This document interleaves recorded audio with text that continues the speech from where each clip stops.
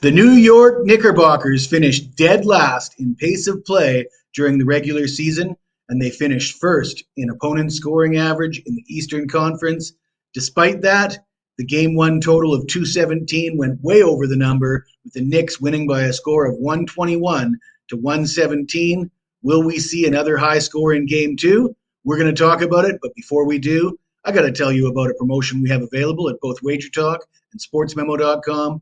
Using the promo code JS3Day, you can get 3 days, all sports, all access with myself. Why would you be interested in that? Well, I've cashed 12 of my last 13 5% top plays. That's 12 and 1. I got another 5% top play going tonight in the Stanley Cup playoffs, and I am the number one all sports handicapper the last 365 days at sportsmemo.com. Number one the last 500 days. Number one the last 750 days, and number one the last 1,000 days. That's 3+ years of dominating the leaderboards over at sportsmemo.com. So you can feel more than comfortable taking advantage of that promotional 3-day package. Use that promo code and get 3 days with the Iceman. Let's talk about this game two. We did go way over the full game total in game one, but I gave out the under 106.5 in game one, which did cash. And I mentioned the player prop market. I mentioned that I was looking for some inflated player prop numbers to fade, and I didn't find any in game one, but I am looking at the player prop market once again. I think I've found a few gems for us. We're going to look at Tyrese Halliburton. I mentioned him before in game one, and I said that he was getting the shot attempts, and I was a little bit leery of fading him because eventually those shots are going to start to go in. But he's listed as questionable with back spasm once again, and the PRA is down to 30.5 from at its high 34.5. But he's gone under that number in 6 of the last 7 games, and he didn't attempt a lot of shots in game one. It looked like he was hesitant to shoot the ball. He appears to be injured. He's not playing as well as we had seen him play in the first half of the season. But really, Halliburton has been struggling since the All-Star break, and this trend has continued into the playoffs. And I think it's safe to say, even at 30.5, which is a lower number, it's good value fading Halliburton in game two here. And the next player I'm going to look at is Dante DiVincenzo. He's coming off back-to-back big games, but this PRA number of 25.5 is a little inflated when you look at his season averages.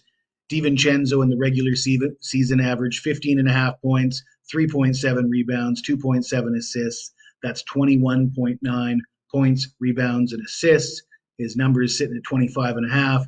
In the playoffs, he's averaged 13.9 points, 3.3 rebounds, and 2.4 assists. That's just 19.6 points, rebounds, assists, even after a couple big games.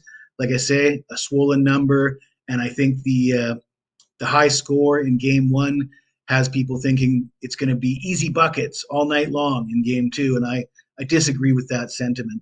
And the last player that we're looking at is Jalen Brunson. And this is an incredibly swollen number of 50.5. Of course, Brunson has been phenomenal of late, but I got to go with the averages. And Brunson scored 28.7 points per game in the regular season, 3.6 rebounds, 6.7 assists. That's just a PRA of 39. In the playoffs, 36.6 points, 4.7 rebounds, 8.6 assists. That still doesn't get to 50.5. It's 49.9. Very close. But how long can Brunson keep up this pace he's on? He's about to break records.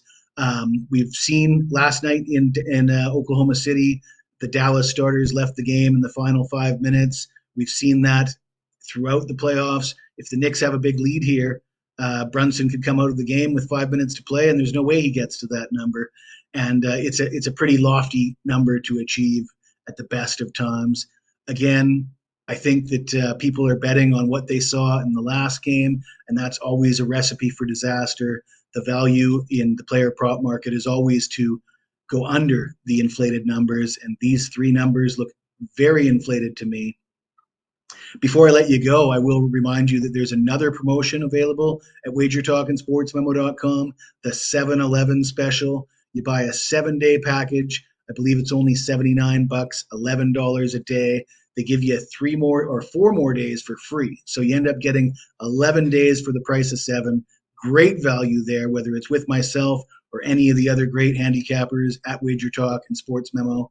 By the way, if you like this video, smash that like button, subscribe to the channel. If you got anything to say to me, even if it is nasty, hit me up in the comments below. I'll get back to you as soon as I can.